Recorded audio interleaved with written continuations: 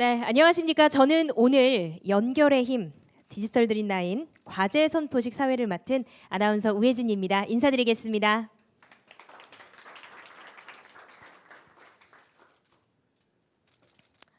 네, 이렇게 코로나19 이후로 행사가 굉장히 많이 바뀌었는데요. 오늘도 이렇게 유튜브로 함께 진행이 되고 있습니다. 자, 중소벤처기업부에서 이 대기업의 문제를 스타트업이 해결하는 새로운 방식의 공모전 연결의 힘 디지털 드림9을 본격 추진한다고 하는데요. 자, 오늘 발표되는 6개 분야, 9개 과제, 어떤 과제가 과연 주어질지 정말 저도 기대가 되는 부분입니다. 오늘 선포식은요 9개별 과제 발표 시간을 감안해서 조금 빠르게 진행을 하도록 하겠습니다. 네, 먼저 그럼 행사에 앞서서 참석해 주신 분들 소개해 드리도록 하겠습니다. 한 분 한 분 소개해 드릴 텐데요. 인사는 앉은 자리에서 해주시면 되겠고요. 소개될 때마다 여러분 따뜻한 박수 보내주시면 감사하겠습니다. 네, 먼저 스마트 대한민국을 만들기 위해 불철주야 노력하시는 분이죠. 중소벤처기업부 박영선 장관님 참석해 주셨습니다.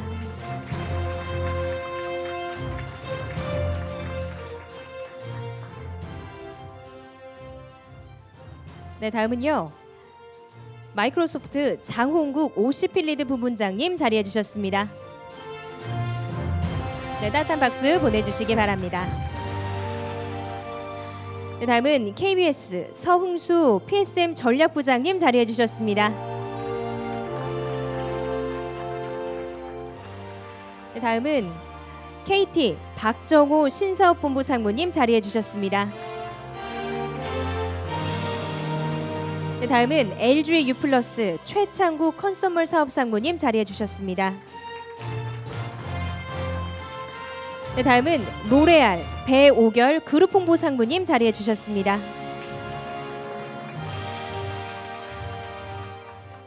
네, 다음은 SK텔레콤 이재환 모빌리티 사업상무님 자리해 주셨습니다. 네, 다음은 다소 시스템 정륜 정책협력 대표님 자리해 주셨습니다.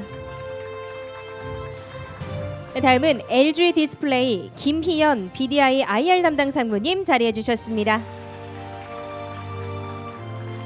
네, 다음은 더본 코리아 천태봉 마케팅 기획이사님 자리해 주셨습니다. 네, 다음은 필립스 김효석 헬스 시스템 솔루션 사업본부장님 자리해 주셨습니다. 네, 다음은 롯데중앙연구소 임정훈 기초부문 상무님 자리해 주셨습니다. 네, 이 외에도 이 자리에 참석해 주신 모든 분들께 다시 한번 감사의 말씀 드립니다. 네, 아울러 오늘 행사는요 중소벤처기업부 유튜브 채널을 통해서 동시에 생중계가 되고 있습니다. 과제 선포식이 끝날 때까지 많은 관심 부탁드리겠습니다. 네, 이제 본격적인 과제 발표 전에 연결의 힘 디지털 드림9의 든든한 후원자시죠. 박영선 장관님의 인사 말씀 듣도록 하겠습니다. 여러분 큰 박수 보내주시기 바랍니다.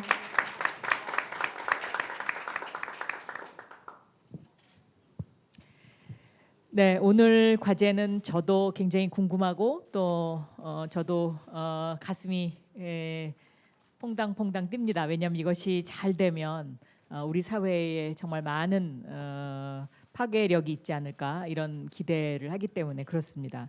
이 연결의 힘 디지털 드림9은 9개의 과제를 저희가 대기업과 스타트업을 연결을 해서 대기업들이 못 푸는 것을 스타트업이 해결사로 좀 나타나서 이것이 정말 새로운 어떤 성장 동력이 됐으면 좋겠다 하는 이제 그런 바람을 가지고 있습니다.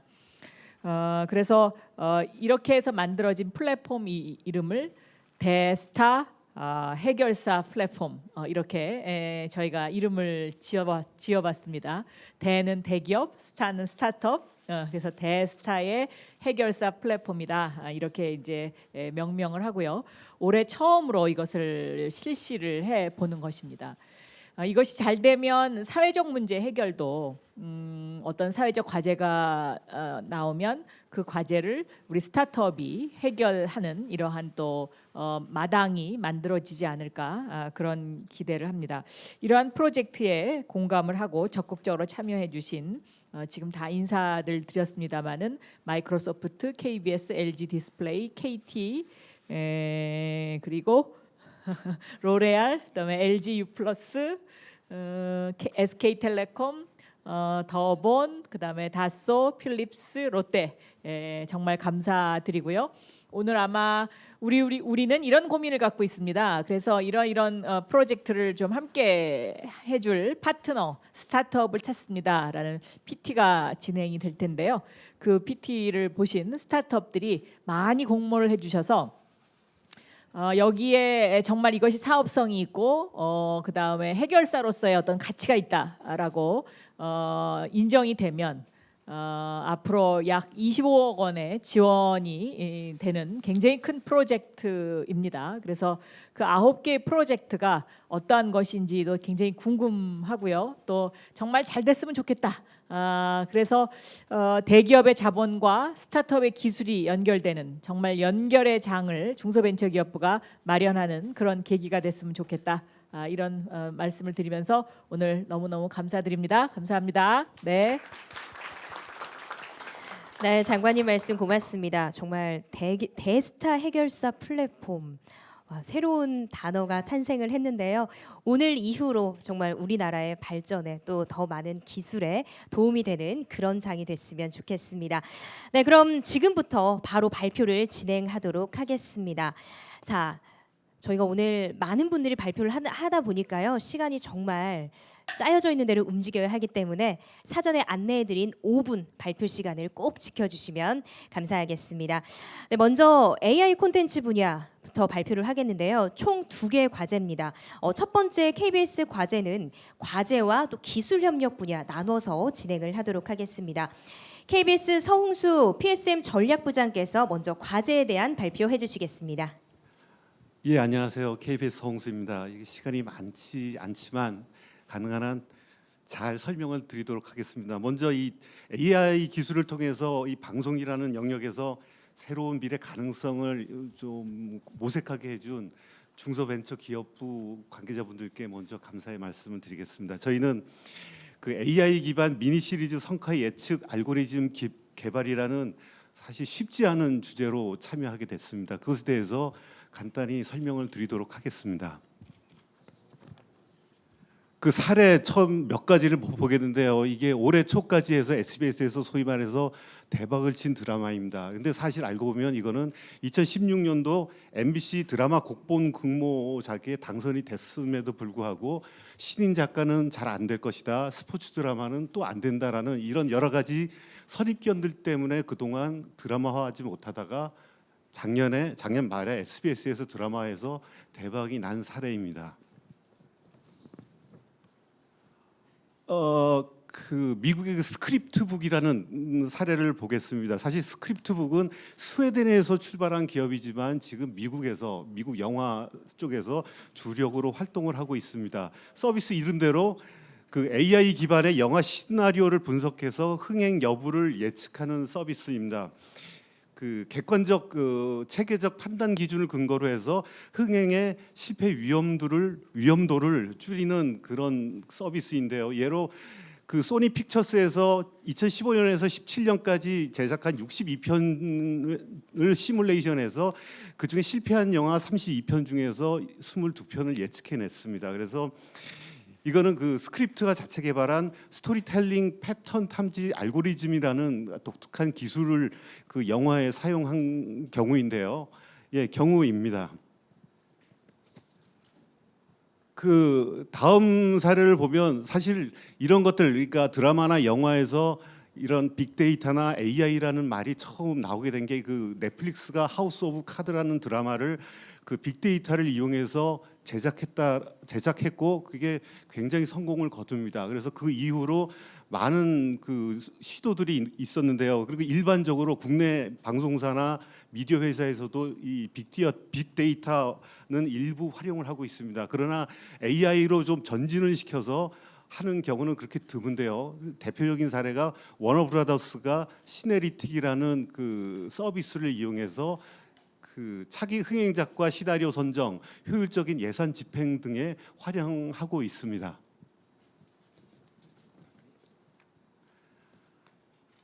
예, 저희가 참여하게 된 배경을 솔직하게 말씀을 드리면 실제로 그 넷플릭스가 국내 드라마 투자가 연간 3천억 정도 규모입니다. 연간 3천억 규모이고 그 직접적으로 한 미니 시리즈 한 시리즈를 비교를 하면 그 KBS나 MBC, SBS에서 제작하는 미니 시리즈보다 한 편 기준으로 한 5배 정도가 많습니다. 그래서 예산, 그러니까 제작비가 5분의 1 정도 수준인 상황에서 기존의 그 제작 관행대로 제작을 하면 당연히 경쟁력이 안 됩니다. 그래서 저희는 이번에 이 AI의 도움을 받아서 편성이나 기획 단계에서 이런 것들 좀 접목을 해서 그 경쟁력을 높일 수 있는 방안이 없는지 이런 기본적인 고민으로 참여를 하게 되었습니다.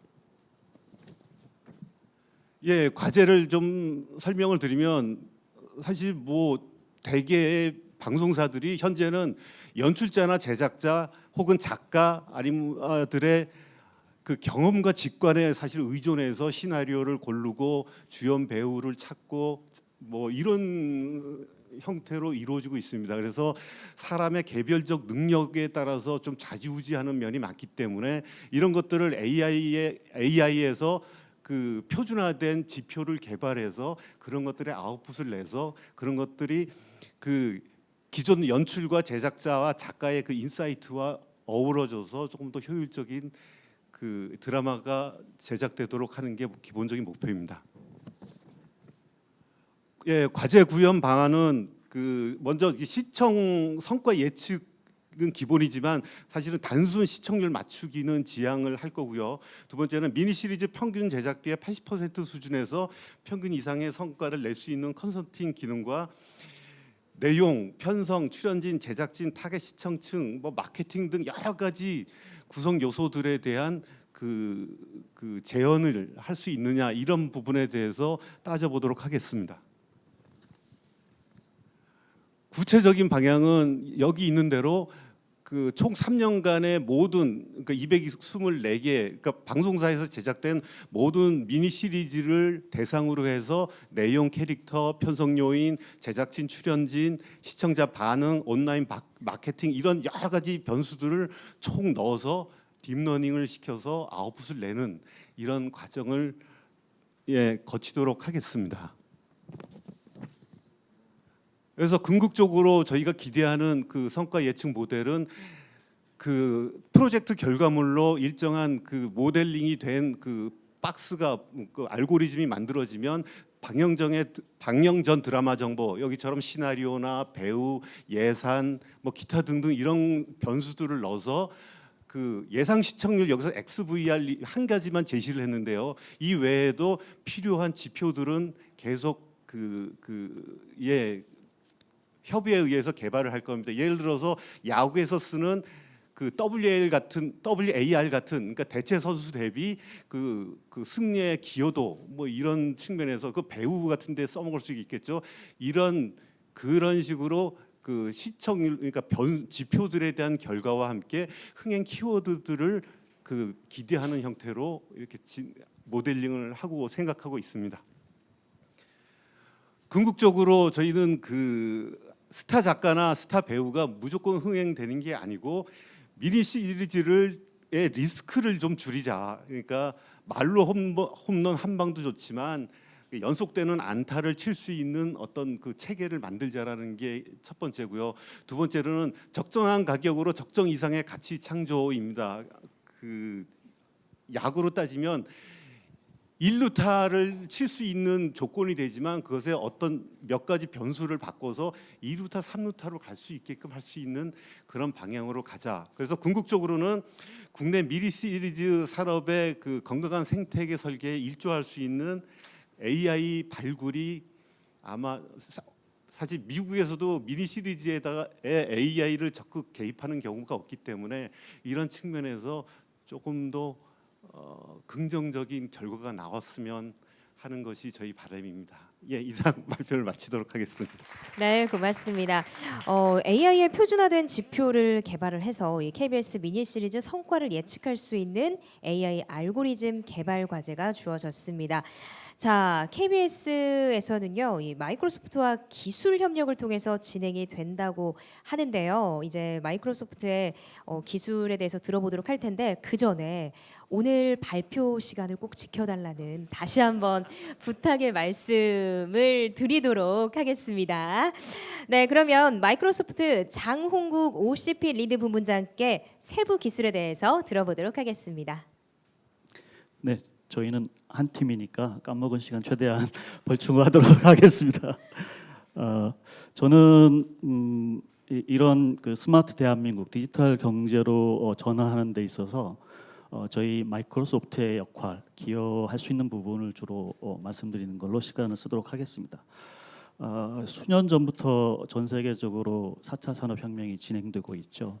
그러니까 저희가 보는 4차 산업혁명의 특징이 기존의 산업혁명과 좀 다른 점이 기존의 산업혁명은 특정 발원지에 시작해서 주변 국가 전 세계로 퍼지는데 뭐 적게는 몇십 년, 심지어 100년 이상 걸리는 그런 특징이 있었다면 이 4차 산업혁명은 지금 전 세계적으로 동시다발적으로 진행되고 규모에 상관없이 선진국이든 개발도상국이든 대기업이든 스타트업이든 동시다발적으로 시작된다는데 그 특징이 있는 것 같습니다.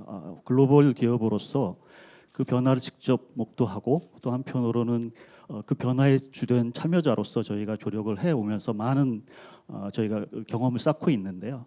최근에 이 코비드 상황으로 인해서 또한 특별하게 더 이 변화되고 있는 것을 저희가 목도하고 있는데 저희 내부 데이터에 의하면 지난 2, 3개월 동안 벌어지고 있던 일들이 앞으로 향후 3, 4년에 걸쳐서 벌어질 일이 한꺼번에 압축적으로 진행이 되고 있다고 얘기를 합니다.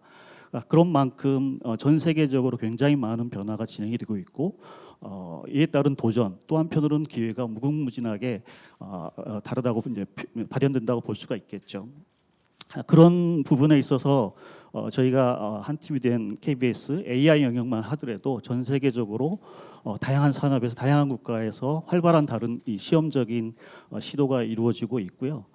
저희 마이크로소프트는 이러한 변화를 위해서 마이크로소프트 클라우드 서비스를 전 세계적으로 제공을 하고 있습니다. 여기 보시듯이 일일이 하나 열거하기 힘든 클라우드 서비스를 가지고 각양의 산업 각 국가 혹은 서로 다른 다양한 사이즈의 기업들의 요구 사항을 저희가 지원해드리고 있고요. 이 서비스들은 하나의 기업이 다 이해하고 활용하기가 거의 불가능합니다. 그런 의미에서 저희 마이크로소프트의 역할이 있는 것 같고요. 한편으로는 마이크로소프트는 그 클라우드 기술을 활용을 해서 다양한 기업의 이노베이션을 돕고 있는데 특히 스타트업의 주 역할을 하고 있습니다. 꽤 오래전부터 저희가 기여를 하고 있었고 최근 몇 년간은 B2B, ISV 솔루션 기업도 오늘 주된 그 대상이 되겠죠. 그런 기업들을 위해서 마이크로소프트 포 스타트업 프로그램을 운영을 하고 있고 한국에서도 올 상반기에 50개사를 선정해서 적극적으로 지원하고 있습니다. 저희가 지원하는 주된 영역은 아까 보셨던 클라우드 서비스를 이해하게 하시고 이를 바탕으로 그 기업이 가지고 있는 독창적인 아이디어를 솔루션해서 시장에 출시하는 걸 저희가 돕고 있고요. 또 다른 큰 부분은 마이크로소프트가 가지고 있는 글로벌 플랫폼으로서의 역할 이거를 스타트업에 전면적으로 개방한다는 데 있습니다. 이 스타트업 프로그램을 통해서 발굴된 솔루션은 전 세계적인 시장 접근성을 가지고 있는 마켓플레이스 그리고 전 세계에 저희와 협력하는 마이크로소프트 파트너사가 50만 개 이상이 됩니다. 50만 개 이상의 파트너에 1,000만 명이 넘는 인력이 저희와 같이 협력을 하고 있습니다. 저희가 같이 협력하는 스타트업 같은 경우는 이런 마이크로소프트 글로벌 에코시스템 생태계에 곧바로 결합돼서 세계적인 비즈니스를 할 수 있도록 저희가 도울 예정입니다. 마이크로소프트는 항상 파트너와 함께했던 회사입니다. 저희 한국에서의 비즈니스도 90% 이상은 파트너와 같이 비즈니스를 합니다. 저희가 보는 스타트업은 단순히 고객이 아니라 저희와 전 세계적인 비즈니스를 할 수 있는 파트너로서 저희가 바라보고 있습니다. 여기 계신 저희 그 KBS 팀뿐만 아니라 다른 과제에서도 만약에 경쟁력 있는 스타트업이 발굴이 된다면 저희가 저희 프로그램을 KBS 과제뿐만 아니라 다른 과제에 선택된 스타트업도 적극적으로 지원하고자 합니다. 감사합니다. 네, 고맙습니다. 네, 이게 파트너와 함께 한다고 해주셨는데 어떤 스타트업이 또 선정이 될지 기대가 되고 또 급변하는 시대에 맞춰서 어떤 또 새로운 기술들을 개발해 나갈지 또 기대하도록 하겠습니다. 네, 이렇게 해서 첫 번째 과제 잘 들어봤고요. 다음 AI 콘텐츠 분야 두 번째 과제는 LG 디스플레이에서 발표해 주시겠습니다. 이번 과제는요. 김희연 BID IR 담당 상무께서 발표해 주시겠습니다. 여러분 박수 보내주시기 바랍니다. 안녕하십니까. LG 디스플레이에서 비즈니스 인텔리전스를 담당하고 있는 김희연입니다. 저희는 오늘 이 자리의 첫 시작을 좀 전에 말씀하셨던 마이크로소프트의 CEO 분의 말씀으로 시작을 드리겠습니다. 올 한 해 가장 크게 화두가 되었던 단어를 꼽으라고 한다면 코로나일 것입니다. 마이크로소프트에서는 코로나로 인한 급속한 변화를 2년이 걸릴 디지털 트랜스포메이션이 지난 2달 만에 이루어졌다라고 얘기했습니다. 참 격하게 공감이 되는 말이고요. 이 말은 대기업의 입장에서 본다면 우리는 이 자리에 서 있는데 소비자들은 2년 앞서 달리고 있다라는 소리이기도 하고 그 갭을 우리는 빨리 메꿔야 한다라는 의미이기도 합니다.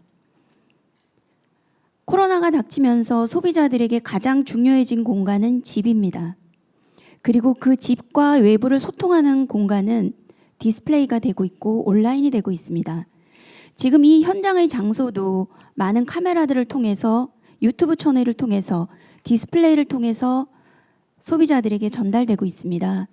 디스플레이와 온라인이라는 것은 뗄래야 뗄 수가 없고 앞으로 생활에서 더욱 중요해질 것 같습니다. 그런데 소비자들이 집으로 들어오기 시작하면서 나타난 독특한 현상들이 있습니다. 예전에는 일은 일터에서, 공부는 학교에서, 쇼핑은 백화점에서, 그리고 영화는 극장에서 봤습니다. 이제는 이 모든 것들이 집안에서 일어나고 있는데요. 그렇게 되면서 소비자들의 원하는 것들이 과거와는 다르게 옮겨가고 있습니다. 예를 들어서 집안에서는 저희 상사가 없습니다.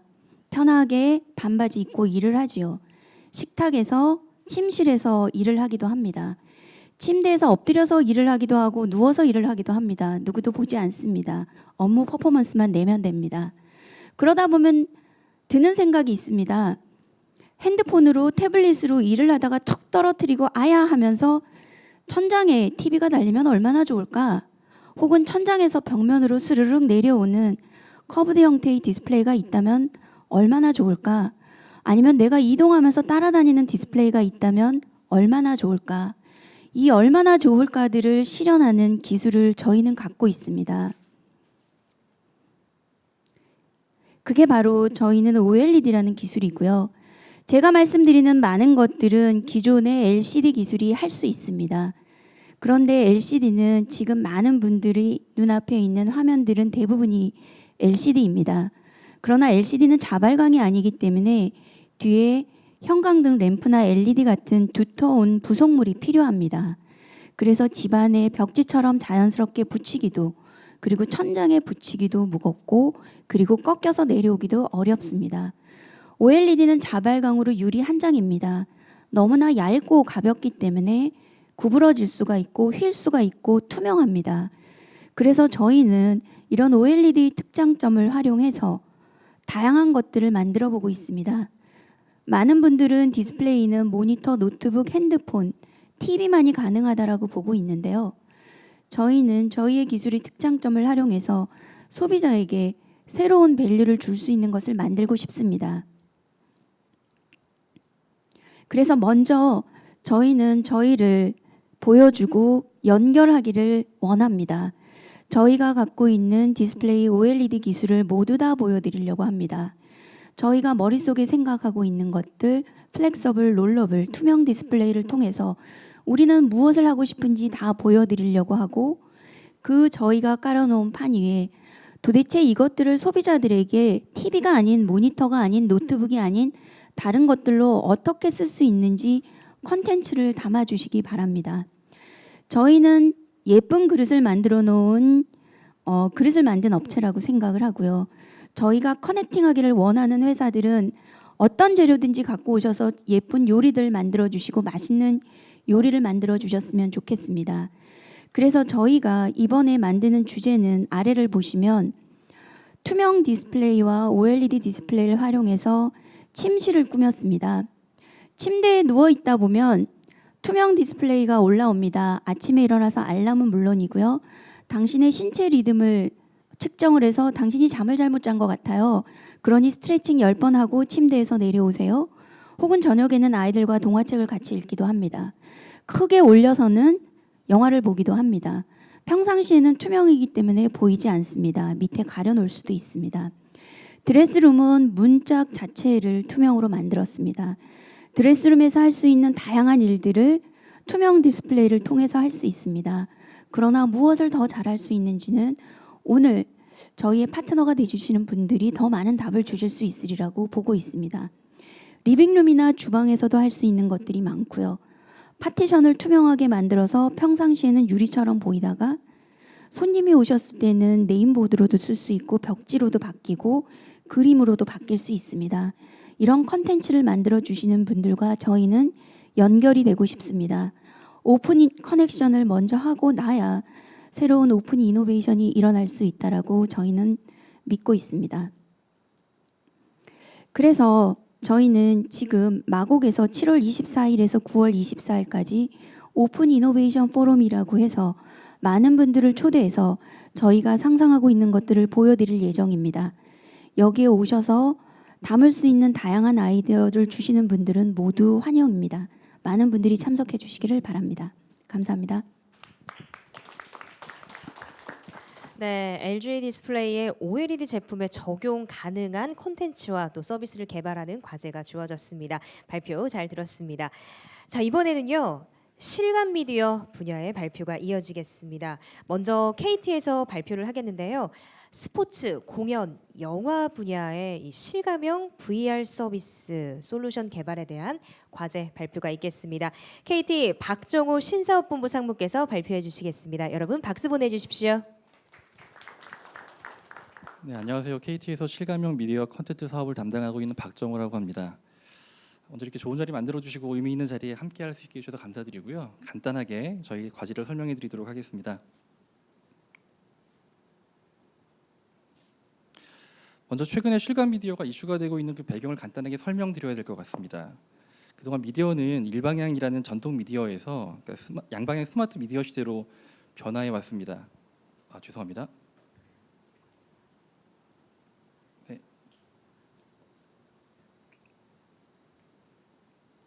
죄송합니다. 예. 왼쪽에 보시는 것처럼 그동안 전통 미디어에서 이제 양방향 스마트 미디어 시대로 변화해 왔는데요. 앞으로는 몰입감이 있으면서 보다 개인화된 실감형 미디어 콘텐츠로 진화 발전될 것으로 예상되고 있습니다. 기술적인 측면에서도 5G로 대표되는 통신 기술은 물론이거니와 AI, 빅데이터 등 다양한 IT 기술을 통해서 보다 빠른 시일 내에 실감 미디어가 차세대 핵심 사업군으로 될 것으로 저희가 기대하고 있습니다. 그러면 실감형 미디어는 어떤 특징을 가지고 있는지 살펴볼 필요가 있을 것 같습니다. 대표적으로는 세 가지를 이야기할 수 있는데요. 그것은 바로 몰입감, 상호작용, 그리고 이를 통해 구현이 가능한 현존감이라고 생각합니다. 이와 같은 내용을 통해서 가상의 환경으로 시공간 제약을 극복할 수 있다는 점이 주요한 특징이라고 설명할 수 있습니다. KT는 그동안 과거 한 14년도부터 지금까지 다양한 분야에서 실감형 미디어 사업을 진행해 왔습니다. 그러니까 홀로그램 전용 극장도 개관했고요. 야구와 축구의 실시간 VR 생중계, 국내외의 VR 테마파크 운영, 그리고 MR 분야의 스포츠 체험존까지 다양한 분야에서 서비스를 제공한 바가 있습니다. 그 작년에는 슈퍼 VR이라는 이름으로 개인형 일체형 HMD 기반의 VR 서비스도 제공하고 있습니다. 방금 말씀드렸던 KT 슈퍼 VR은 대표적인 개인형 실감 미디어 서비스라고 할 수 있는데요. 일단 4K급의 고해상도 전용 단말을 통해서 서비스를 제공하고 있고요. 제공하는 서비스는 크게 VR 영상, VR 게임, 그리고 여러 사업자들과 제휴를 통해서 제공하고 있는 컨텐츠 등으로 구성되어 있습니다. 한 가지 특징적인 점은 저희가 VR 시장에서의 그 생태계 조성을 위해서 개방적으로 사업을 운영하고 있다는 점입니다. 예를 들어서 VR 게임의 경우도 다양한 스타트업이나 미디어 전공 학생들을 대상으로 해서 도전관을 운영하고 여기에서 개발된 컨텐츠를 슈퍼 VR을 통해서 이용할 수 있도록 해주는 기회를 제공하고 있고요. 제휴 컨텐츠의 경우에도 다양한 분야의 스타트업과 협업을 통해서 함께 시장을 개척하고 만들어가고 있는 중입니다. 지금부터 과제에 대해서 저희가 제안하고자 하는 과제에 대해서 간단하게 설명드리도록 하겠습니다. 이미 다 아시는 바처럼 최근에 코로나 등의 이슈로 인해서 스포츠 경기도 무관중으로 진행되고 있고요. 공연들은 줄줄이 취소되고 있는 실정입니다. 여행의 경우도 마찬가지입니다. 소비자들도 경기장이나 공연장에 가지 못하는 아쉬움을 해결하기 위해서 여러 가지 방법들을 열심히 찾고 있는 것 같습니다. 현장에 가지 않아도 마치 현장에 있는 것과 같은 경험을 할 수 있으면 좋겠다는 이야기들을 많이 하고 계십니다. 사업자 입장에서도 이러한 비대면이 대세가 되고 있는 상황에서 차별화된 기술을 가지고 시장과 고객의 요구사항을 해결해 줘야 한다는 생각을 갖고 있고요. 이를 정리해 본다면 이러한 비대면의 확산이 실감 미디어 분야에서는 새로운 기회와 도전이 될 것이라고 말할 수 있을 것 같습니다. 각종 그 스포츠나 여행이나 공연 등에서 실감 미디어 기반으로 그런 서비스를 제공하기 위해서는 몇 가지 조건을 생각해 볼 수 있을 것 같습니다. 크게는 제작 측면에서의 영상 화질, 소비자와 공유할 수 있는 양방향 인터랙션, 그리고 갖가지 다양한 부가 정보들을 제공할 수 있어야 합니다. 영상 화질 부분은 이미 높은 수준의 역량들이 확보되었다고 생각을 하고요. 추가적으로도 고민해야 할 부분은 인터랙션과 부가 정보 제공이라고 할 수 있겠습니다. 그래서 본 과제를 통해서 소비자들과 공감할 수 있는 부분과 다양한 부가 정보들을 생성하고 효율적으로 공유할 수 있는 그런 부분들을 함께 고민해 보았으면 합니다.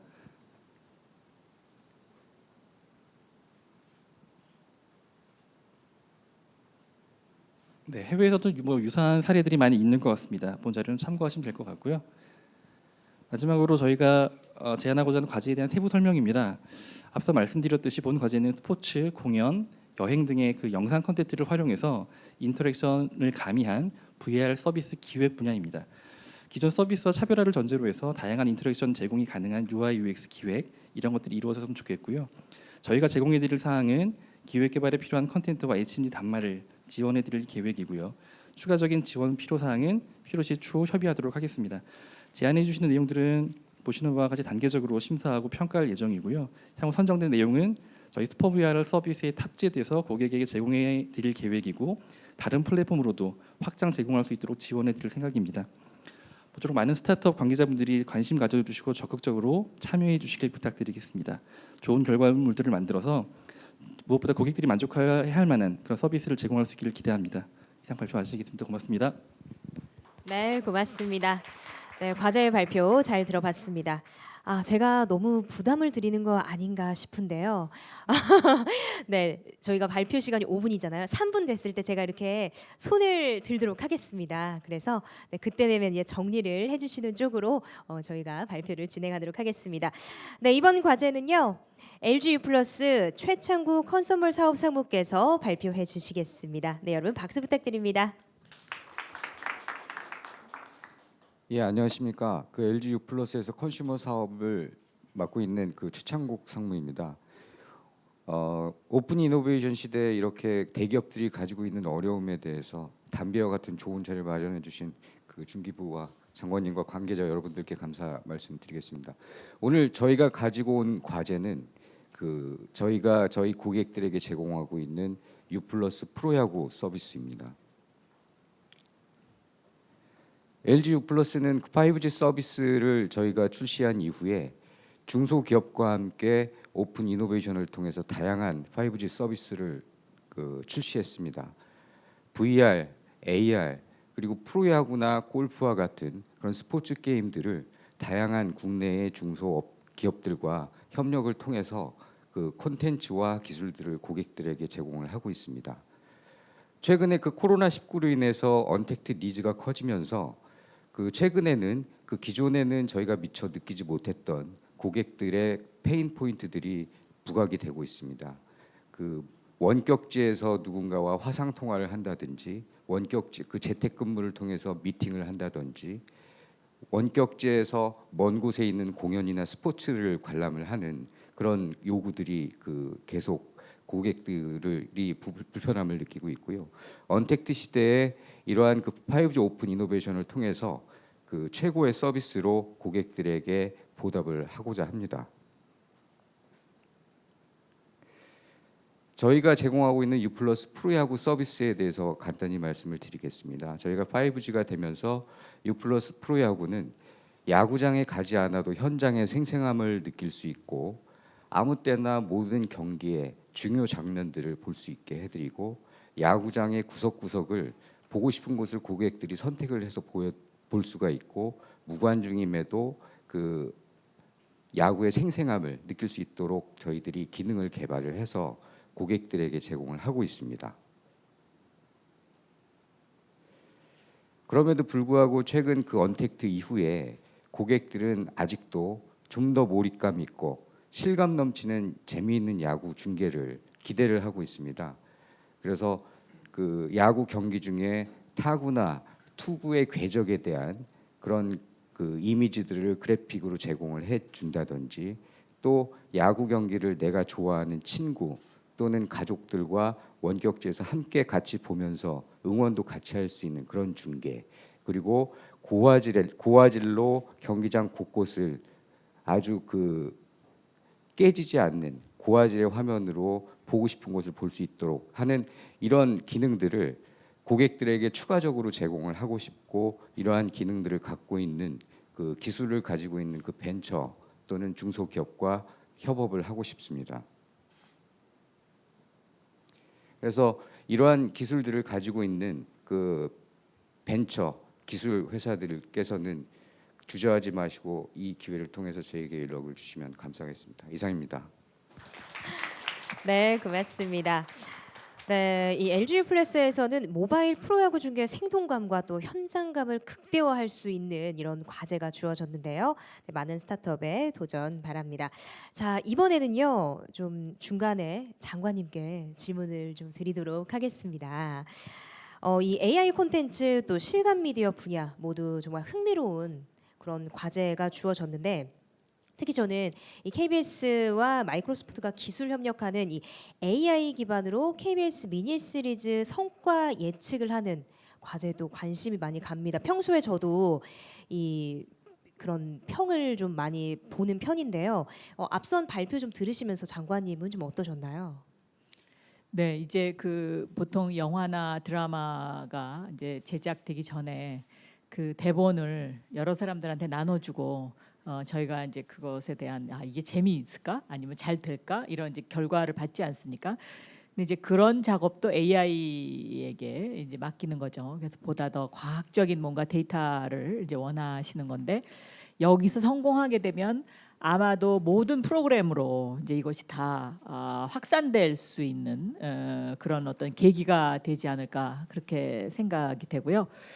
또 이 LG 디스플레이가 내놓은 OLED 저것은 방식이 지금 기존의 대기업이 갖고 있었던 방식에서 완전히 벗어난 오픈 이노베이션의 새로운 장을 열어준다는 의미에서 굉장히 저는 의미 있다라고 생각합니다. 더군다나 2달 동안이나 OLED의 장을 펼치면서 OLED를 활용해서 뭔가 새로운 것을 만드는 스타트업을 지금 찾고 계신 거잖아요. 해결사를 찾는 그런 의미에서 저는 굉장히 아주 좋다라고 생각하고요. KT와 LG U+는 조금 비슷한 성격의 과제 해결인 것 같습니다. 그런데 LG U+가 내놓은 야구를 보다 더 재미있게 보는 법, 이거는 왠지 어디선가 스타트업이 손을 많이 들고 나올 것 같은 느낌? 어떠셨어요? 그렇습니까? KT가 내놓은 이제 또 새로운 새로운 가상 현실의 세계, 이런 것들은 젊은이들한테 굉장히 인기가 있고 또 그런 쪽으로 특화된 스타트업에서 굉장히 관심 가질 것 같아서 흥미진진합니다. 그리고 지금 이것이 이제 저 유튜브로 라이브 생중계가 되고 있는데 점점 구독자 수가 많아지지 않을까 이런 기대도 해봅니다. 네. 감사합니다. 네, 고맙습니다. 네, 정말 이 미디어 분야 또 생활, 우리 생활에 직접적으로 관련이 되는 또 집에서 즐길 수 있는 그런 변화된 어떻게 보면은 너무 급변해서 조금 무섭기도 한 그런 생각이 드는데요. 또 더 많은 앞으로 변화되는 시대에 발맞춘 그런 기술 개발들이 많이 나왔으면 좋겠습니다. 장관님 답변도 고맙습니다. 미래 모빌리티 분야입니다. 먼저 SK텔레콤 이재환 모빌리티 사업 상무께서 발표해 주시겠습니다. 여러분 박수 보내주십시오. 네, 안녕하세요. 소개받은 SK텔레콤 모빌리티 사업 유닛의 이재환입니다. 먼저 지금 오늘 저희가 좀 말씀드릴 과제는 저희가 지금 지속적으로 고민을 하고 있었던 문제였고요. 이거를 좀 참신하게 해결할 수 없을까 저희가 내부적으로 고민하고 있었는데 저희가 다양한 스타트업과 이러한 고민들을 협의하고 논의해서 해결할 수 있는 이런 기회를 주신 중소벤처기업부와 장관님에게 다시 한번 감사를 드립니다. 사실 저만 해도 1년에 해커톤이나 그 스타트업 엑셀레이터를 한두 군데는 제가 뭐 심사위원이나 프로그램 기획자로 참가를 하는데 이번에 그 중소벤처기업부에서 제안해 줬을 때 이 기획의 의도나 이런 것들에 대해서 상당히 그 인상이 깊었습니다. 그리고 저도 많이 기대를 하고 있고요. 오늘 그 저희가 제안해 드릴 과제는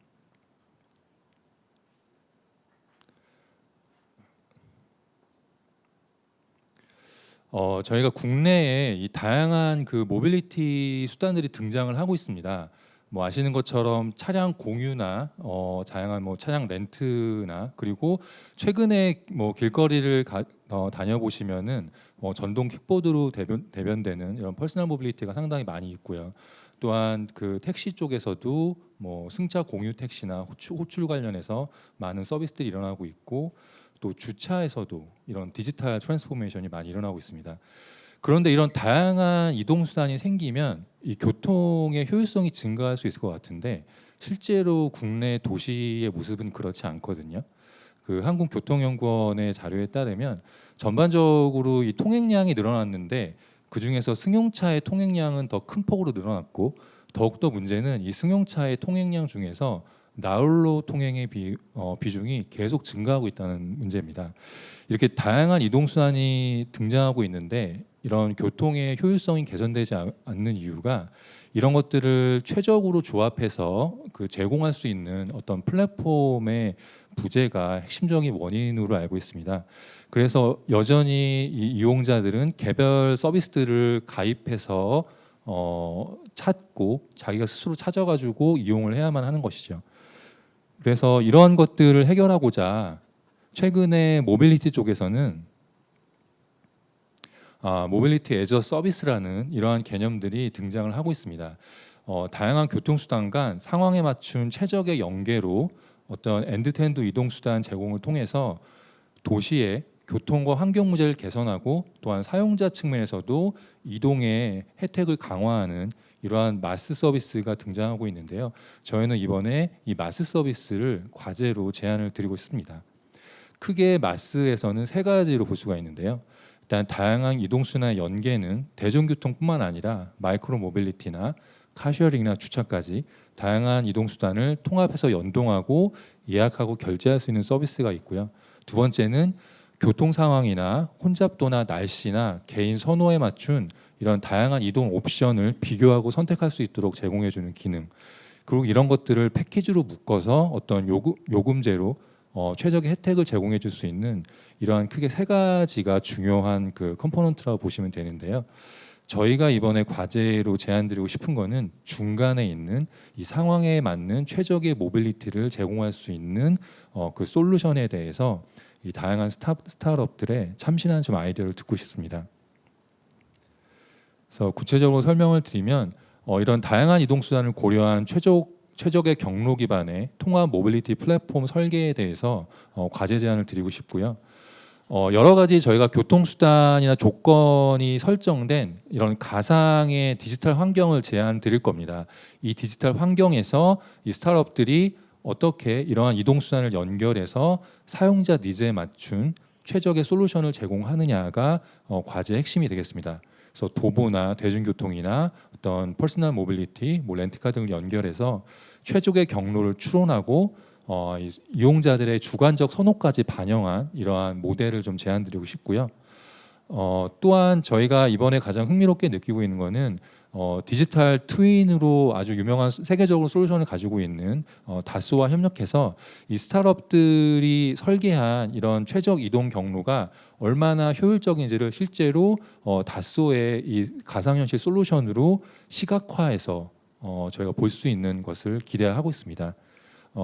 이러한 저희 과제를 통해서 많은 스타트업들이 참여해서 저희가 실제로 많이 협업하고 이 저희의 사업적인 문제를 넘어서 도시의 교통 문제나 환경 문제를 같이 해소할 수 있는 그런 사회적 기능까지 추구했으면 합니다. 네, 감사합니다.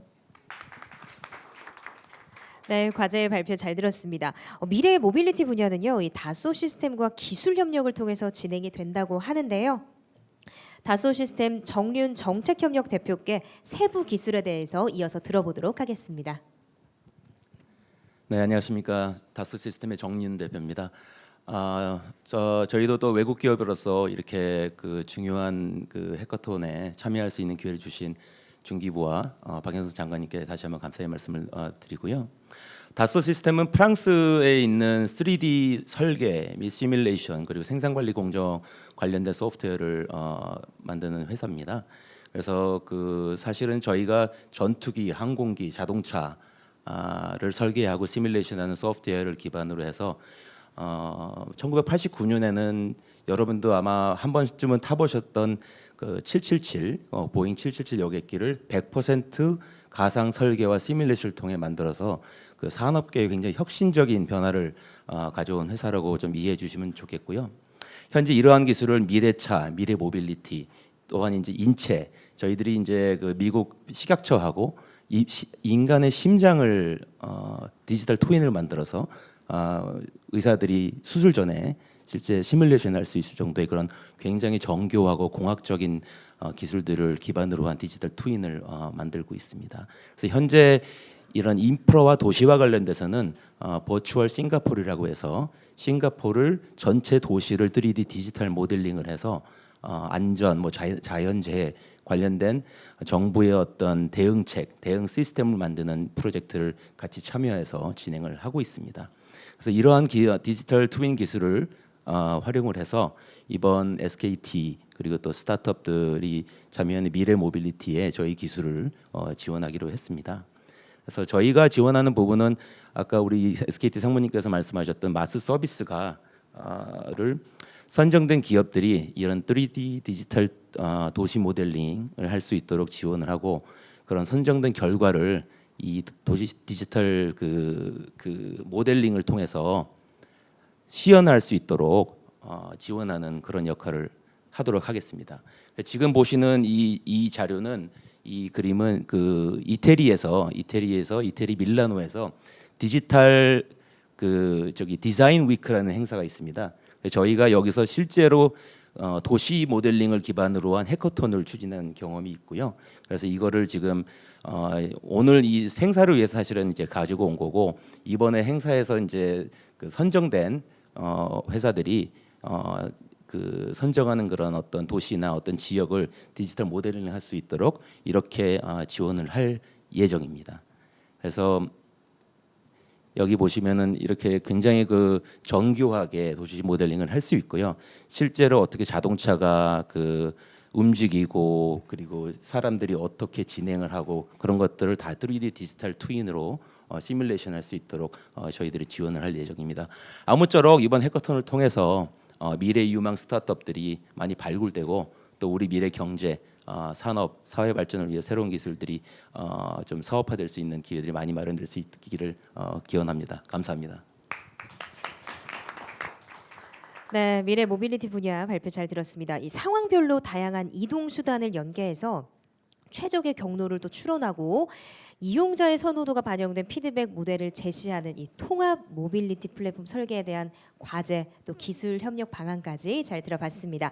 자, 이번에는요 푸드테크 분야의 발표가 이어지겠습니다. 이번 발표는 더본코리아 천태봉 마케팅 기획이사께서 발표해 주시겠습니다. 여러분 박수 보내주십시오. 네, 안녕하십니까. 더본코리아 마케팅 기획을 맡고 있는 천태봉 이사입니다. 오늘 또 이렇게 또 박영선 장관님 좋은 또 자리 마련해 주셔서 감사드리고요. 또 중기부 담당자님들 감사드립니다. 또 유튜브 통해서 스타트업 기업분들 만나서 반갑고요. 오늘 저희가 발표할 주제는 외식 프랜차이즈의 언택트 슈퍼바이징이라는 주제를 들고 나왔습니다. 어떻게 보면은 굉장히 현실적이고 쉬운 주제일 수 있는데요. 또 이제 과제 해결을 위해서는 굉장히 난해할 수도 있겠다라는 생각이 듭니다. 또 여기 또 유수의 기업들 오셨는데 또 저희 더본코리아 또 어떤 회사인지 잘 모르실 수 있을 것 같아서 먼저 소개부터 드리면요. 예, 저희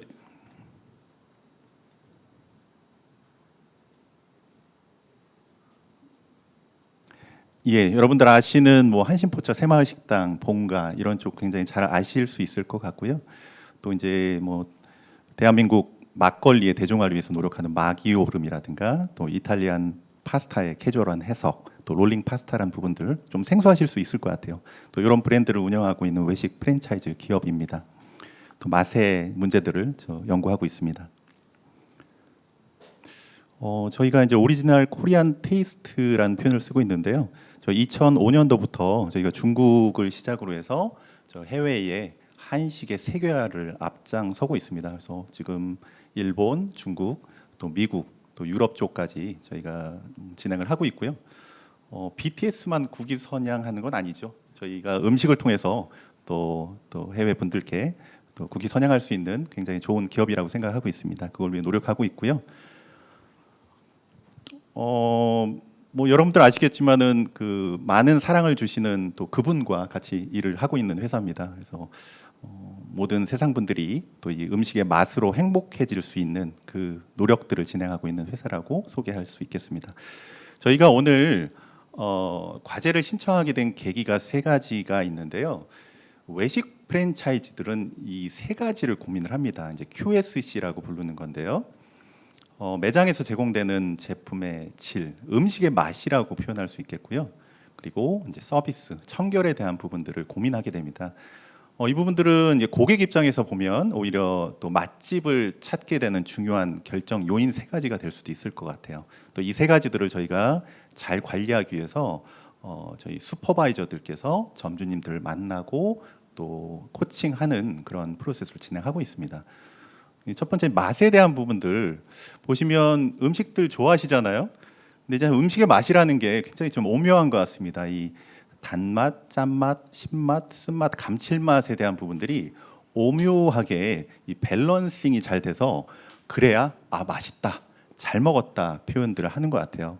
그래서 저희는 이 맛에 대한 부분들 최적화된 또 황금 레시피를 찾는 부분들을 노력하고 있고요. 외식 기업을 하다 보니까 저희가 이제 굉장히 이 맛을 유지하는 부분들도 굉장히 중요한 부분인 것 같습니다. 서비스에 대한 부분들, 당연히 친절함에 대한 표현들일 것 같고요. 또 세 번째는 뭐 그분께서도 강조하셨던 또 위생에 대한 부분들, 이 세 가지 요인들이 슈퍼바이저의 역할들일 것 같습니다. 저희가 이 고민하는 부분들이 두 가지가 있습니다. 이 매장에서 방문해서 QS 점검하는 부분들을 우리가 비대면 방식으로 좀 가져갈 수 있지 않겠느냐라는 부분이 첫 번째고요. 두 번째는 이 맛이라는 것들이 이 관능 평가라는 것들이 주관적일 수밖에 없는데 이 맛에 대한 부분들을 객관적으로 수치화할 수 있는 또 AI 기술이 있으면 좋겠다라는 생각이 듭니다. 그래서 매장 방문들은 또 코로나 상황 때문에 저희가 진행도 어려운 상황에 처해 있는 현실입니다. 그래서 고민들을 보니까 이게 저희만 고민하는 것들이 아니더라고요. 중국에서는 좀 미아도 찾고 또 음식 맛도 식별하는 기술까지 올라가 있고요. 또 요 오른쪽 아래 보니까 또 기린 맥주에서는 또 인공지능을 이용해서 알코올 도수, 그다음에 술의 맛, 향까지도 감별하는 상황이 이렇다고 합니다. 그래서 저희는 과제명 비대면 슈퍼바이징 솔루션 개발로 잡았고요. 핵심 과제는 우리가 맛을 대체하는, 우리 인간의 감각을 대체하는 센서를 한번 개발해 보자라는 주제로 좀 잡아봤습니다. 동영상은 준비했는데 이건 시간 관계상 좀 스킵하고요. 예, 장관님 짬뽕 좋아하세요? 네. 점심 식사들 다 하고 오셨을 텐데요. 이 짬뽕을 만들기 위해서는 굉장히 노력이 많이 필요하죠. 이 오징어, 또 홍합, 또 돼지고기 채 여러 가지들이 이제 어울려져서 맛을 내야 되는데 이 외식 사업에서는 굉장히 이런 맛을 내기가 또 유지시키기가 굉장히 어려운 부분 중에 하나입니다. 그래서 저희는 이번 주제를 조금 구체화해 보자 해서 짬뽕에 집중해 보기로 했습니다. 그래서 저희가 이 과제 해결을 위해서 기대하는 사항이 두 가지가 있는데요.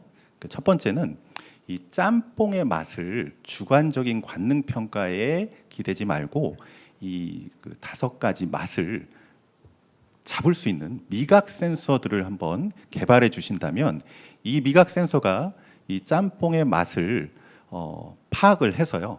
각각의 5가지 맛들에 대해서 오차 범위 안에 들어가는지를 판단을 하고 그리고 전체적으로는 요 BGAR 또 신호등 표시로 해서 합격, 불합격에 대한 부분들까지 줄 수 있다면 굉장히 좋은 또 재미있는 또 타스크가 되지 않을까 싶습니다.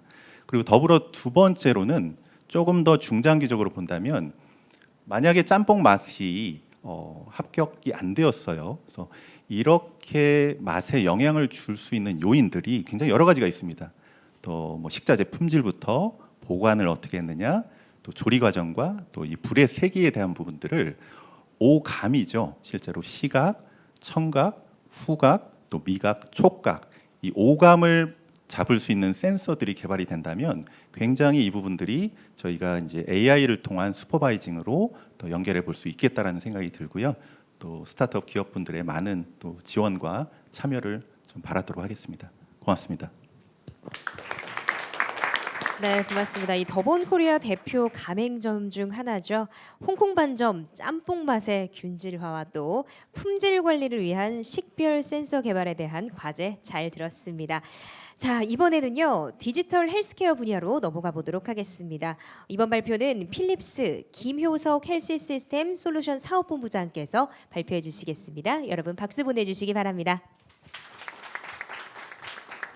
네, 의미 있는 행사에 초대해 주셔서 진심으로 감사드립니다. 저희 필립스 브랜드 하면 대부분 가전 브랜드로 인지를 하고 계시는데 사실 실질적으로는 헬스케어 업계와 또 병원 또 의료진 관계자 여러분들께서는 이제 필립스 브랜드에 대해서 상당히 많이 알고 계시고 또 선진 헬스케어 브랜드로 알고 계십니다. 그래서 오늘은 그 디지털 헬스케어 분야의 다양한 솔루션을 개발하고 계시는 스타트업 분들을 좀 모시고자 저희가 이 본 행사에 좀 참여하게 됐고요. 지금 보시는 바와 같이 그 AI 특허 기업 순위는 저희가 전 세계 6위지만 헬스케어 브랜드 중에서는 단연 1위로 돼 있을 정도로 상당히 많은 기술력을 가지고 있습니다. 그럼에도 불구하고 이런 스타트업 행사를 참여하게 된 이 과제의 배경을 설명드리겠습니다. 그 전 세계적으로 고령화는 가속화되고 있고 또 만성 질환 환자들 특히 뭐 당뇨병이나 고혈압 환자 많이 늘고 있고 중증 환자라고 하죠. 그 암 환자나 심장 내혈관 환자 등도 계속 늘고 있습니다. 한국도 같은 트렌드에 있고요. 작년 초에 그러니까 코로나가 발생하기 전에 WHO에서 2035년 그러니까 지금부터 약 15년밖에 안 남았습니다. 전 세계적으로 약 1290만 명의 의료진 또는 간호사 선생님들이 부족할 것이다라는 예측 보도가 발표된 바가 있고요. 지금 현재는 저희가 이제 코로나로 인해서 전 세계적으로 많은 환자가 아직까지도 증가하고 있는 추세인데 문제는 오른쪽에 보시는 도면과 같이 그 음압실과 또 중환자실에는 부족한 의료진들이 많은 환자들을 이제 돌봐야 되는 그런 어려운 환경에 있습니다. 지금 오렌지 선은 의료진들의 이제 동선이라고 봐주시면 될 것 같아요. 그래서 이러한 그 병원과 의료진들의 어려움을 해소하고자 전 세계적으로 그 디지털 헬스케어의 중요성이 상당히 부각이 되고 있습니다. 뿐만 아니라 이 디지털 헬스케어가 의료진을 대체하거나 또는 부족한 인력을 충원한다는 컨셉이 아니고 디지털 헬스케어는 의료진의 임상 의사결정을 지원하거나 또는 병원의 운영 효율화 또는 그 인력 효율화를 도와주고 또 의료진이나 또는 환자들의 경험 또는 그것이 병원 환경 경험이 개선될 수 있도록 이렇게 지원하는 차원에서의 디지털 헬스케어의 역할이 되게 중요하게 부각이 되고 있습니다. 이 디지털 헬스케어의 근간이 되는 것이 헬스케어 빅데이터가 되겠는데, 그동안에는 병원에서 주로 이 빅데이터가 수집이 되었다면 지금 이 빅데이터의 범위가 점점 넓어지고 있고 또 이 데이터의 질적 수준이 상당히 깊어지고 있는 게 추세입니다.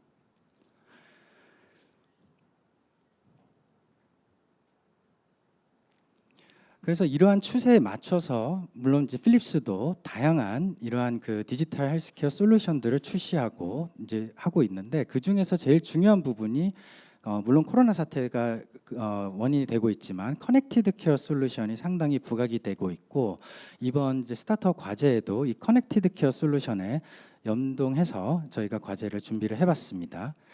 지금 보시는 그 솔루션은 사실 이제 필립스가 제공하는 이 코로나 환자 또는 중환자들을 관리하기 위한 커넥티드 케어의 이제 컨셉인데, 이제 중앙 관제 센터를 그 병원에 준비를 시켜드리고 환자 감시 장치에서 발생하는 데이터를 바탕으로 의료진들을 지원드리고 또 모바일 솔루션을 제공하는 부분이 있겠습니다. 하지만 병원에는 이런 코로나 환자도 있고 중환자도 있겠지만 환자 감시 장치를 이렇게 활용하지 않는 그러한 그 다양한 환자들이 많이 있죠. 그래서 이번 과제를 통해서 환자 감시 장치를 활용하지 않는, 그러니 응급 환자나 또는 중환자, 수술 환자 외에 일반병동에 있거나 또는 중증이지만 환자 감시 장치를 사용하지 않는 그런 환자들을 모니터링할 수 있는 그러한 솔루션들을 저희가 좀 찾고자 합니다. 지금 이미지로 저희가 뭐 일예로 웨어러블이나 또는 IoT 또는 비컨 베이스 뭐 센서 등등 다양한 이제 솔루션들이 있겠는데요. 그래서 이러한 그 환자 모니터링 솔루션뿐만 아니라 이 데이터들을 의료진들이 그 환자를 잘 질환을 분석하고 상태를 분석할 수 있는 그런 정보 공유까지도 도와줄 수 있는 그러한 그 스타트업들을 찾고 있습니다. 두 번째 과제는 좀 더 AI에 조금 포커싱이 된 것인데, 아까 서두에 말씀드렸던 그 헬스케어 빅데이터 또는 이제 환자의 빅데이터를 근간으로 해서 요즘 이미 다양한 스타트업들이 AI 알고리즘 개발을 하고 계십니다. 그래서 이러한 그 알고리즘 중에서 특히 이 환자들을 그 징후가 나빠지기 전에 사전적으로 판독할 수 있는 일례로 ECG 웨이브폼을 바탕으로 심정지가 오기 전에 예측적인 노티피케이션을 주거나 폐혈증이나 아리스미아, 시저 등 다양한 질환들이 발생하기 전에 미리 사전적으로 의료진들한테 알려드려서 예방의학이 좀 더 선행될 수 있고 또 부족한 의료 인력으로 이렇게 미리 사전적인 처치 처방을 할 수 있다면 그 환자들의 건강을 좀 더 잘 유지하고 관리를 할 수 있게 도와드리는 이런 AI 알고리즘도 저희가 찾고 있습니다. 그래서 평가 기준으로는 저희가 그 기업에 대한 평가는 기본적으로 하겠지만 크게 4가지 그 솔루션 4대 목표라고 합니다. 헬스케어 업계에 이 솔루션들이 임상 결과를 개선할 수 있는 그런 솔루션이 돼야 되겠고, 또 환자가 병원 경험을 하시는데 개선할 수 있는 부분, 또 의료진들도 이 디지털 솔루션들을 활용하시는데 만족도가 있으셔야 되고, 궁극적으로 이 디지털 솔루션의 도입의 취지는 높은 의료 비용을 좀 절감을 하는, 그런데 기여할 수 있는 그런 솔루션을 찾고 있습니다.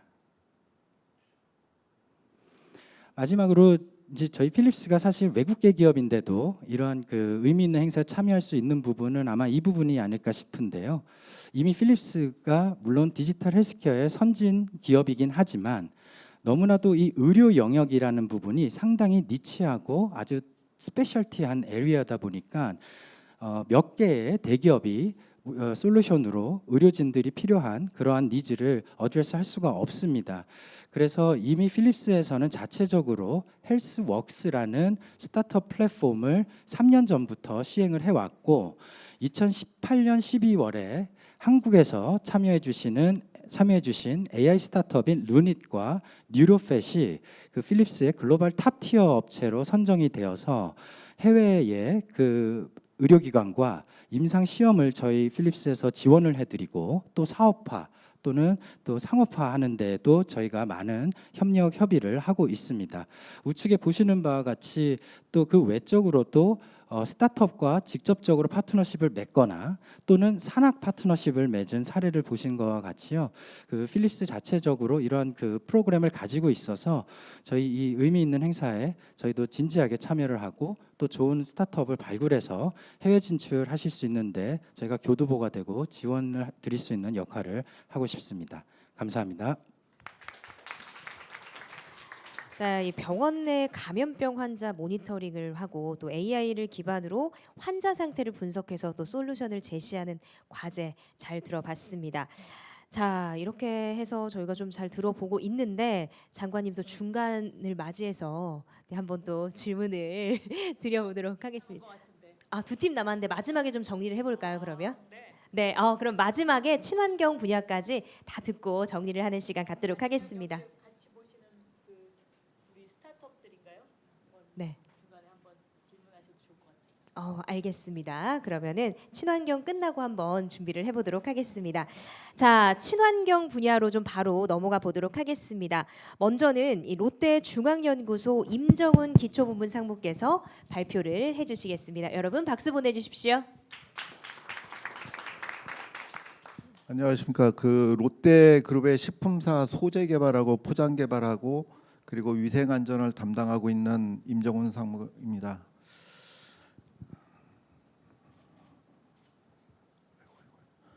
죄송합니다.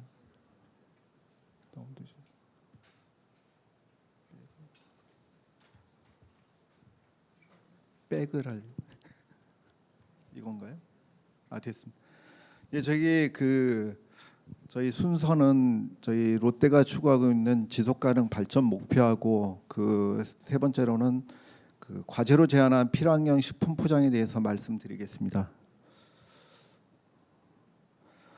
글로벌로는 UN 환경기구에서 지금 환경 오염에 대한 심각성을 지속적으로 공론화하고 있고요. 국내에서는 환경부에서 그 자원순환을 통해서 환경보호 운동을 적극적으로 추진하고 있습니다. 그래서 이제는 친환경이 아니라 이제 필환경으로 가는 게 아닌가 지금 생각하고 있습니다. 그래서 필환경 시대를 맞이해서 정부는 자원순환형 사회를 구축하고자 힘쓰고 있고요. 이에 따라서 우리는 정부의 정책에 맞춰서 롯데그룹은 5R 모델을 구축하여서 지속가능 발전 목표를 세우게 되었습니다. 롯데그룹은 작년 3월에 국내 그룹사 최초로 UN 글로벌 컴팩트 정기 총회에서 지속가능 발전 목표를 지지하는 CEO 서약을 하였습니다. 그래서 이는 UN 193개국이 합의한 글로벌 협력 아젠다가 되겠습니다. 이 아젠다를 기초로 해서 환경, 상생, 인권 등 17개 분야에 대해서 저희가 주제에 대해서 서약을 하고 그리고 참여하게 되었습니다. 저희 롯데그룹은 경영활동 전반에 친환경 가치를 추구합니다. 그리고 그린 롯데로서 환경의 가치를 그룹의 사회적 책임 최우선 순위로 규정하고 올해 20년에 2020 자원 선순환 프로젝트를 발표하게 되었습니다. 이 네 가지의 자원 선순환, 폐기물 관리, 그리고 기후 변화 대응, 수자원 보호, 지속 가능한 소비 촉진에 대한 프로젝트를 발표를 했는데 저희는 그 중에서 자원 선순환, 폐기물 관리에 대한 주제를 가지고 이번 과제를 선정하게 되었습니다.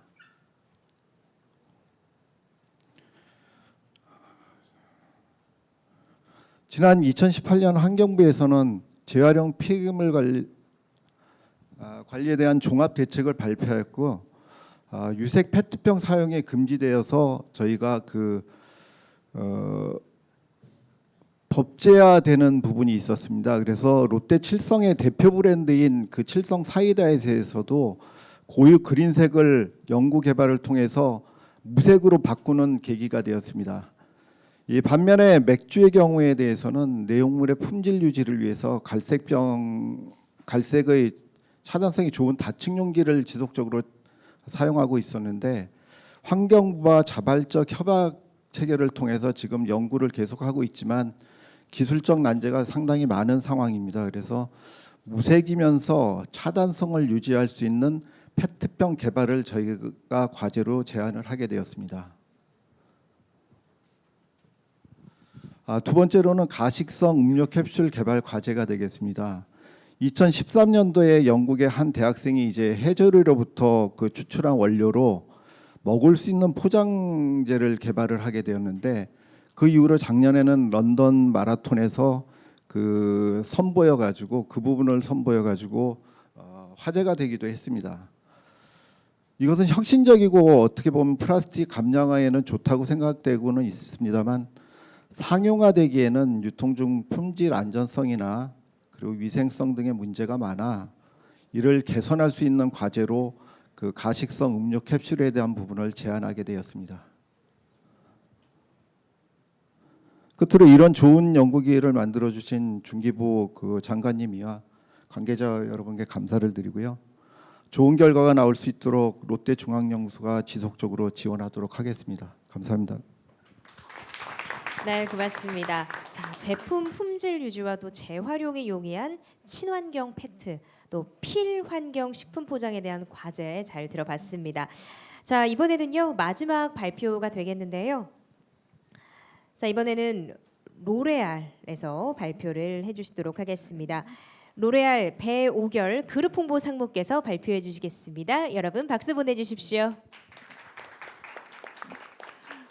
네, 안녕하세요. 우선 이런 훌륭한 자리를 마련해 주신 박영선 장관님, 그리고 중소기업벤처부 관계자분들께 진심으로 감사의 말씀을 전합니다. 네, 우선 로레알에 대해서 잠깐 설명을 드리면요. 로레알에는 88,000여 명의 직원이 근무하고 있고요. 전 세계적으로. 그다음에 36개의 브랜드를 가지고 있는 글로벌 최대 화장품 기업입니다. 네, 저희가 2013년에 지속가능 경영 플랜을 발표를 했는데 그게 2020년까지의 계획이었었어요. 그래서 이 플랜이 올해 종료됨에 따라서 저희가 지난달에 다시 그 야심찬 계획을 담은 여러 가지 비전을 담은 지속가능 경영 프로그램 미래를 위한 로레알을 발표한 바 있습니다. 크게 두 가지 축으로 구성이 되어 있는데요. 첫 번째는 지구의 한계를 존중하는 방식으로 비즈니스 모델을 전환하고 가속화하겠다라는 의지를 담고 있고요. 두 번째로는 시급한 환경적, 사회적 문제를 해결하는 데 저희가 적극 기여하겠다라는 내용을 담고 있습니다.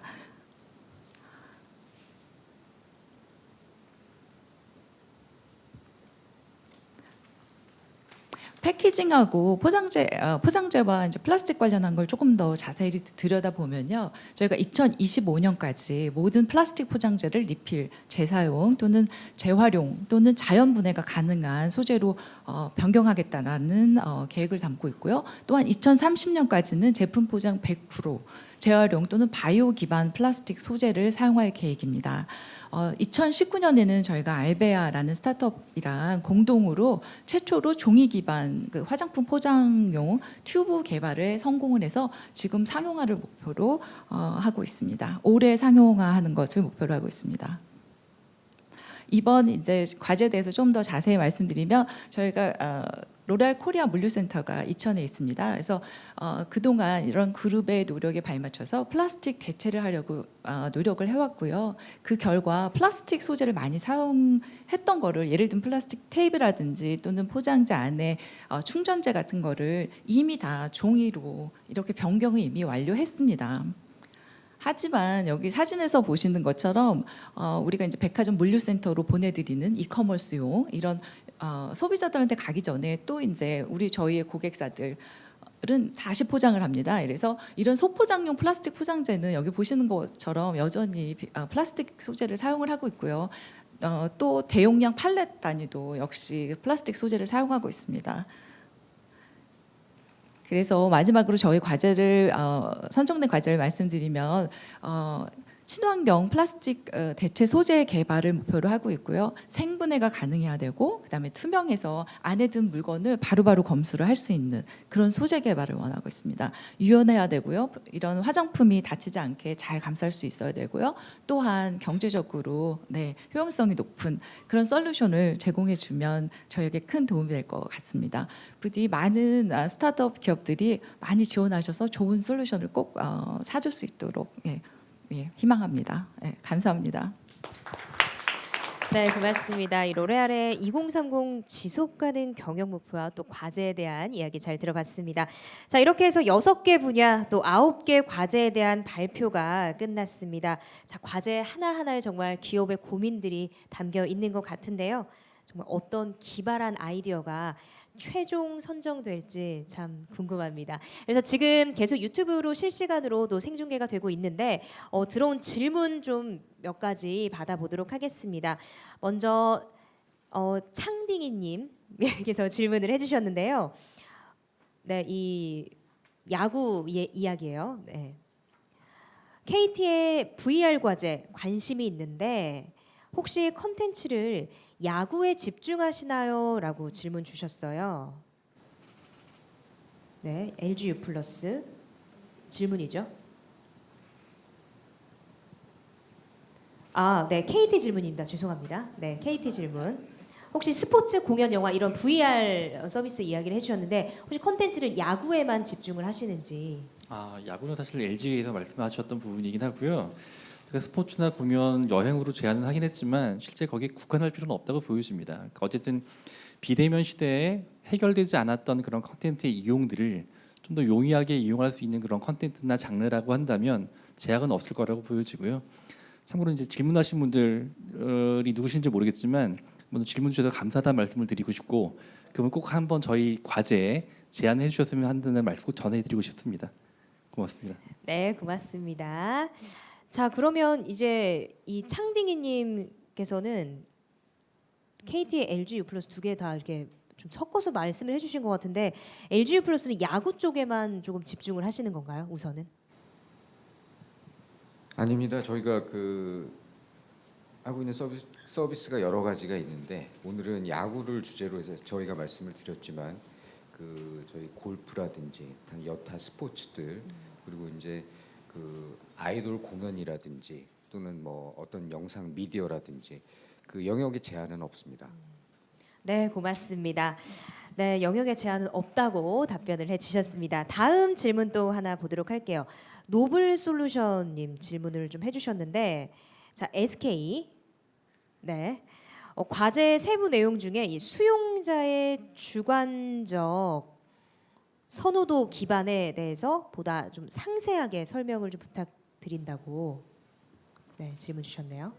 네, 이 최적 경로를 여러 가지 옵션에 이제 최적 경로들이 있을 수가 있습니다. 뭐 예를 들어서 가장 짧은 시간을 선호할 수도 있고요. 짧은 비용을 선호할 수도 있고 나는 지하철로 어둡게 가는 것보다 버스를 타고 밖을 보면서 가고 싶다.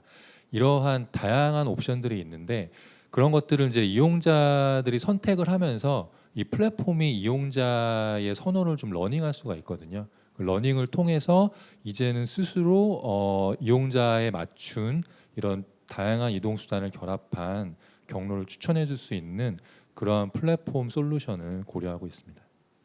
네, 답변 고맙습니다. 잘 답변이 되셨으리라고 생각을 하고요. 마지막으로 좀 질문 하나 받아보도록 하겠습니다. 롯데의 네, 질문인데요. 이 가식성 음료 캡슐 내용 중에 생분해 현상이라고 하는 거는 인체 내에서 일어나는 현상인지 아니면은 자연 상태에서 일어나는 현상인지 좀 구체적인 범위에 대해서 알고 싶다고 질문 주셨네요. 네, 그 생분해라고 하는 거는 이제 자연 상태에서 분해되는 거를 얘기하는데요. 아까도 잠깐 말씀드렸지만 그 런던에 있는 대학생이 한 것도 어떻게 보면 해조류로부터 채취한 원료를 가지고 만들어 온 거기 때문에 그거는 이제 자연에서 자연히 분해가 되고 또한 먹었을 때도 나중에는 그냥 흡수되는 게 아니고 배설이 되는 걸 개념으로 보시면 될 것 같습니다. 예. 네, 답변 고맙습니다. 답변이 잘 되셨으리라고 또 생각을 합니다. 자, 이렇게 해서 저희가 좀 과제 발표에 대해서 잘 들어봤는데 장관님 어떻게 좀 잘 들어보셨나요? 정말 이 코로나19 시대에 맞춰서 또 포스트 코로나 시대에 맞춰서 굉장히 급변하는 것들 있고 저도 이제 다 과제에 대해 관심이 많이 있는데 특히나 뭐 티맵이나 이런 부분에 있어서 잘 또 기술 개발이 된다면 최적의 그 시간을 들여서 갈 수도 있고 또 택시 기사님과 싸우지 않고 내 목적지에 도착할 수 있는 그런 시대가 오지 않을까 생각을 하는데 네. 좀 한번 정리 좀 해주시죠, 장관님. 그렇습니다. 이 통합 네. 모빌리티 플랫폼 이거는 뭐 단순한 그냥 그 이동 수단이 아니라 도시 문제를 해결하고 또 너와 나의 관계를 개선할 수 있는 좀 다양한 확대되는 그런 거라서 이건 앞으로 굉장히 그 범위가 좀 넓어질 수 있겠다 이렇게 생각이 되고요. 그다음에 더번 코리아의 그 오감을 그 감미하는 AI가 개발이 되면 프랜차이즈 업계가 굉장히 많이 달라질 것 같아요. 이제 맛이 균일하게 정리가 될 수 있는 과거에는 음식을 만드는 레시피만 매뉴얼을 잘 만드는 쪽으로 이제 신경을 썼는데 이제는 그 결과물까지 이제 신경을 쓰게 되니까 또 다른 발전이다 이렇게 생각되고요.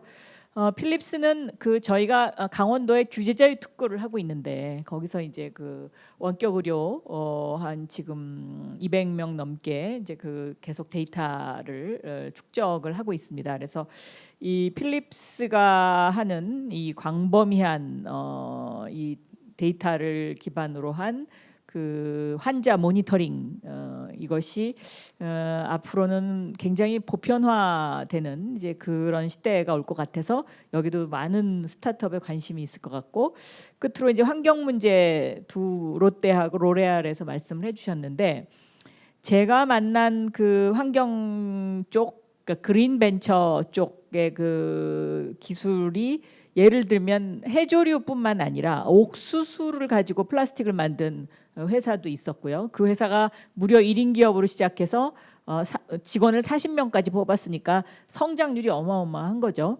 또 포브스가 선정한 그 젊은 차세대 미래 주자 가운데에는 이게 플라스틱이 PET가 있고 PPT가 있고 뭐 종류가 있던데요.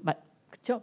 그러면은 그 이거를 재생하려면은 한 종류만 이렇게 모아야 되니까 그 PET면 PET만 먹는 미생물을 개발한 그러한 20대의 그 스타트업을 하는 그런 친구들도 만나보고 그랬어요. 그래서 오늘 이런 과제가 발표되면 정말 많은 분들이 관심을 가져서 도전을 해보시고 그 도전 속에서 또 하나의 발전이 있었으면 좋겠다 이렇게 생각되고요.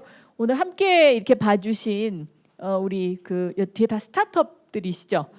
스타트업들에서도 지금 라이브로 질문이 되면 질문을 받아주시면 좋을 것 같기도 합니다. 네. 네, 그게 지금 조금 어렵다고. 그래서 네, 저희가 질문은 따로 홈페이지에 할 수 있는 게 준비가 되어 있어서 그쪽으로 좀 받아보는 걸로 하도록 하겠습니다. 네, 장관님 답변 고맙습니다.